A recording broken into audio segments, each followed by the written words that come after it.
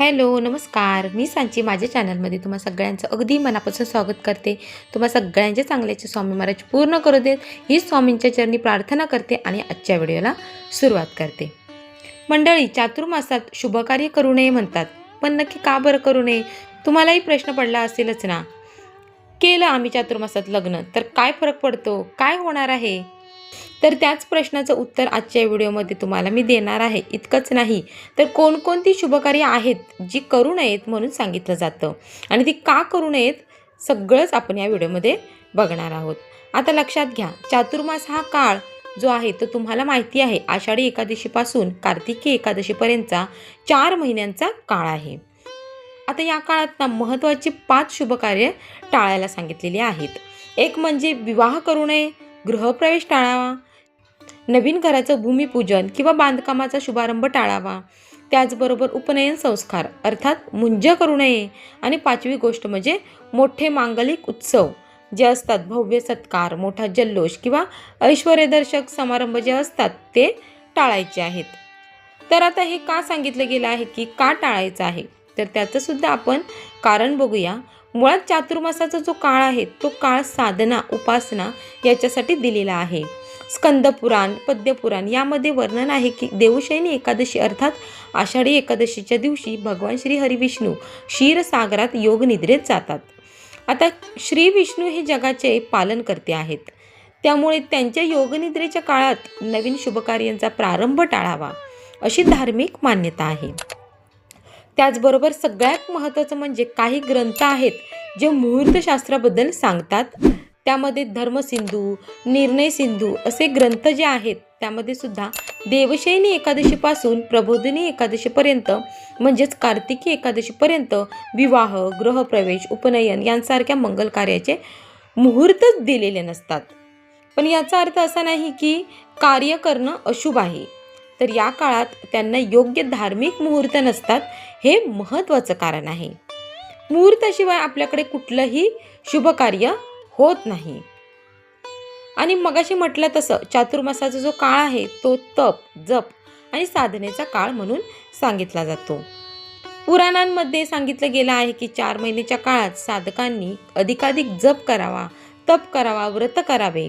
म्हणून तर बघा ना, एकामागोमाग एक व्रतच येत असतात या 4 महिन्यामध्ये.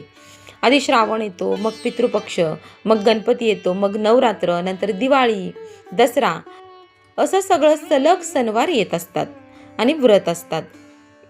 उपवासांना तर विचारायलाच नको, उपवास तर या 4 महिन्यामध्ये खूपच असतात. याचा अर्थ असा की या 4 महिन्यांच्या काळात लोकांनी आहार नियंत्रित करावा. दुसरी गोष्ट म्हणजे ईश्वराला समर्पित व्हावं आणि वैयक्तिक जे उत्सव आहेत ते टाळून देवासाठीचे जे सणवार आहेत ते उत्सव साजरे करावेत. हे 4 महिने देवाला समर्पित करावे, आनंद साजरा करावा, तोही देवासाठी करावा. वैयक्तिक कार्यक्रम सध्या तरी स्थगित करावेत. आणि खरं कारण जाणून घ्यायचं तर मुळात चातुर्मासाचे 4 महिने म्हणजे हे पावसाळ्याचे 4 महिने असतात. आता खूप सुखसोयी निघाल्यात, पण पूर्वीच्या काळी पावसाळा तसा खूप अडचणींचा जायचा. नद्या दुथडी भरून व्हायच्या, रस्ते नसायचे, त्यामुळे एका गावावरून दुसऱ्या गावाला जायचं म्हटलं तर मोठं कठीण असायचं आणि म्हणून समारंभ टाळले जायचे. हे मेन व्यावहारिक कारण आहे. त्यामुळे विवाहासारखे जे मोठे कार्यक्रम आहेत ते पुढे ढकलले जायचे. धार्मिक नियमांमध्ये हा व्यावहारिक विचार समाविष्ट झालेला आहे. पावसाळ्यात जी गैरसोय व्हायची, आता आपण मोठमोठे हॉल घेतो किंवा तिथे सोय करतो म्हणून सोडून द्या. पूर्वी पावसाळ्यामध्ये गैरसोयीची कल्पनाच नाही आहे. पण पूर्वीच्या काळी मातीची घरं असायची किंवा गावात रस्ते नसायचे, लाईट नसायची.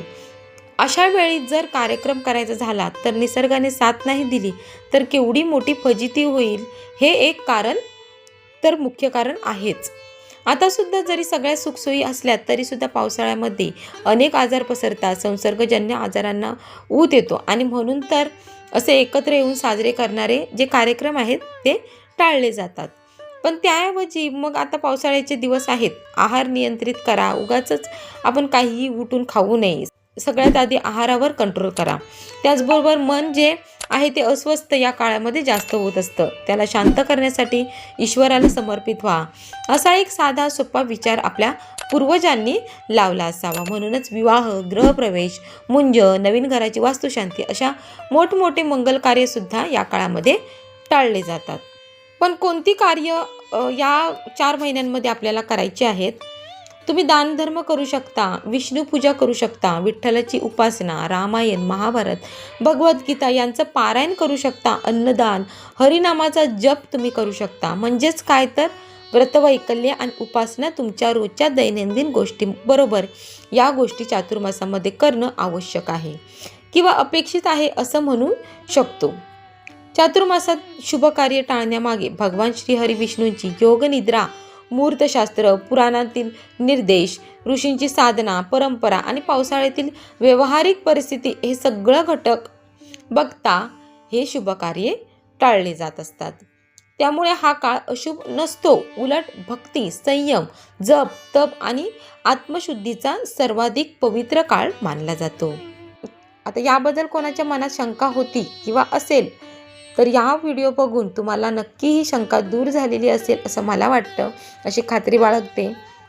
अशाच प्रकारच्या माहितीपूर्ण व्हिडिओसाठी माझ्या चॅनलला सबस्क्राईब करा आणि बेल आयकॉनवर सुद्धा क्लिक करा, म्हणजे माझे नवनवीन व्हिडिओचे नोटिफिकेशन तुम्हाला मिळत राहील. आणि व्हिडिओ आवडला तर लाईक करा, शेअर करा. पुन्हा भेटू अशाच एका नवीन व्हिडिओमध्ये. तोपर्यंत धन्यवाद.